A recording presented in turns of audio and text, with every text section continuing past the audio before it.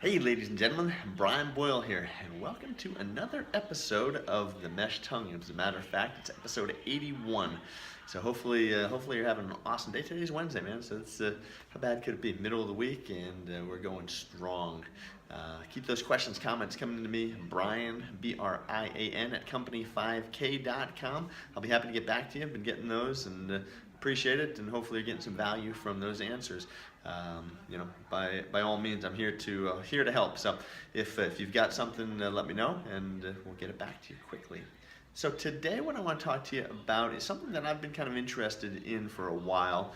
I don't know exactly when I first became interested in, although I've always been interested in nutrition and fuel and the body and such, and I'm always looking for different things. My mom passed away at the age of 56 from lung cancer, and so that's, it's 15 years away from me, so it's kind of one of those things that I don't necessarily worry about, because we're not given anything but today, so I'm not necessarily worried about tomorrow and what's going to end up happening.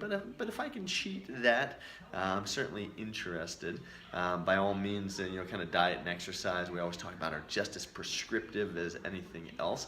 So if you're dealing with conditions like diabetes or prediabetes or vascular disease or hypertension, high blood pressure, sorts of things, diet and exercise, as many of you know, are just as prescriptive, and for dealing with those than just about any other medications that are out there. Now, I understand there are some people that have issues that do require medications, by all means, okay? Those things where people's bodies just don't produce enough insulin, they just don't produce the right hormone balance, or whatever it may be. I get it, all right? But the majority of people that are dealing with these conditions have kind of self-inflicted them upon them, and maybe not necessarily, by choice, but by just decisions that have been made, okay? And so maybe you started down running's path to help with these. I certainly know a few of you that have done that. I was always kind of a husky kid as growing up, and kind of got into running and realized that I liked the way I felt when I ran. I liked the way that, I felt like I'd accomplished something, less stress, all sorts of things. Maybe that's the reason why you started down this path as well. But I recently started looking at ketosis and the ketogenic diet. I've always been one of these people that have consumed high carbohydrates in my diet. I've been able to maintain my weight because I work out. My wife is a phenomenal cook. Anybody that knows my wife knows that she is an absolutely phenomenal cook. My boys are going to be spoiled when they leave the house and are fending for themselves, or they're already spoiled. They're going to be in trouble, should I say, that when they're having to go fend for themselves. But so I got to work out daily in order to maintain that. But what I was looking to do was try and figure out a way, something I'm always looking to improve and better myself, and looking for things. And so started doing some reading, as I always do, and came across the ketogenic diet. And I hate to call it a word diet, because it always sounds faddish when you're talking about diets and things. The more I read about it, the more intrigued I am. So I'm going to talk to you about some things today, and we'll go into some things, the reason why, what is ketosis versus ketoacidosis, which is kind of a harmful, detrimental, thing when somebody is diabetic, versus ketosis, which is a normal process in the body, and a couple things that I'm going to try, and we'll see how it goes. Okay, I'll let you kind of explore this world with me. I'm working on the Wim Hof breathing still, seeing some big improvements with that. I'm going to try some of this other stuff. So what is ketosis? Well, first thing that we deal with in cellular fuel is glucose. Okay, the body can only store anywhere between 1,000 and 1,600 calories of glucose, though, per day. All right, so if you're normally, like, your RDA, or your recommended daily allowance for men, is about 2,000 calories, okay, the body can only store so many molecules of glucose. All right, well, that comes from carbohydrates. All right, so a real high carbohydrate diet gets stored then as fat. Okay, the body is very, very good at storing fat, because you know why? Because you can consume and store thousands and thousands and thousands of calories of fat. Okay, the body is really, really good at storing these things, and that's why I always say, if you don't ever gain it, you don't have to worry about losing it. Okay, so excess, glucose calories is going to then obviously have an issue with adipose tissue. And the other thing is that you can't live off of sugar alone, because it can only store so much. So that that's where you say, all right, you have to have other things in the body. That's why we've got the brown tissue around the good fats around the liver and other organs, the eyes, those sorts of things. Those brown fats are the ones that get wasted away with anorexia, and that's where anorexia becomes so harmful, is that the body starts eating those good fats, that protective fat. So you have to be really careful with that. But interestingly enough, the next source of fuel is then fat. Okay, and once fat is metabolized, it produces ketone bodies. All right, so what ends up happening is that when you start getting a low glucose level, and think about less than 60, less than 60 if you're looking at glucose level, your body will start to produce and burn off, or start burning off, these fat molecules, okay, as a source of fuel. What happens when the fuel is when the fat oxidizes, you start getting these ketones out. All right.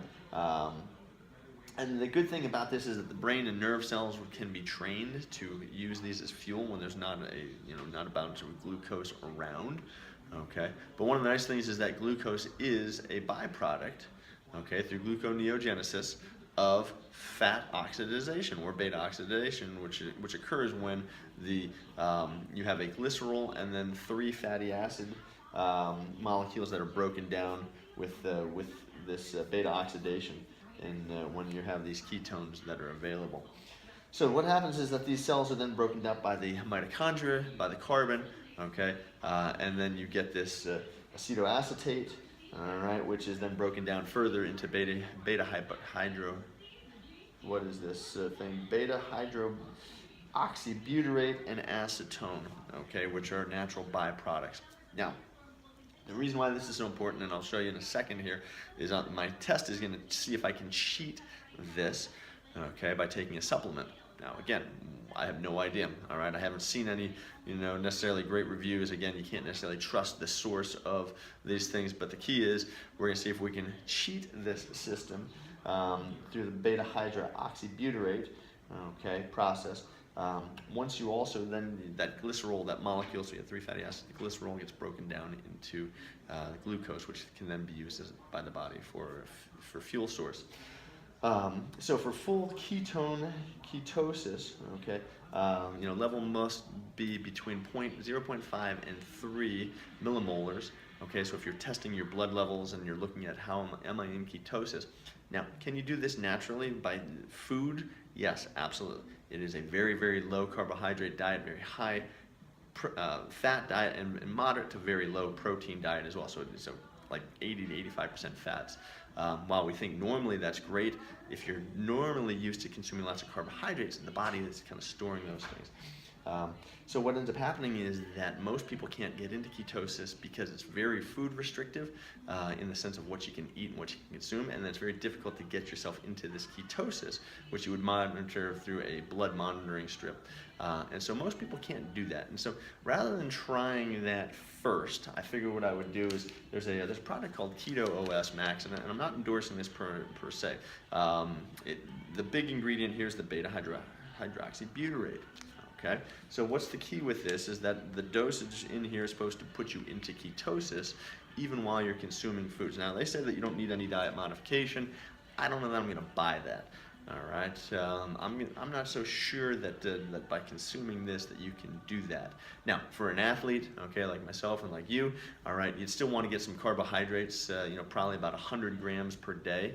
If you're used to consuming way more, though, okay, that's the problem. And so this ketosis after exercise, you can very quickly become out of ketosis if you are consuming, lots of carbohydrates.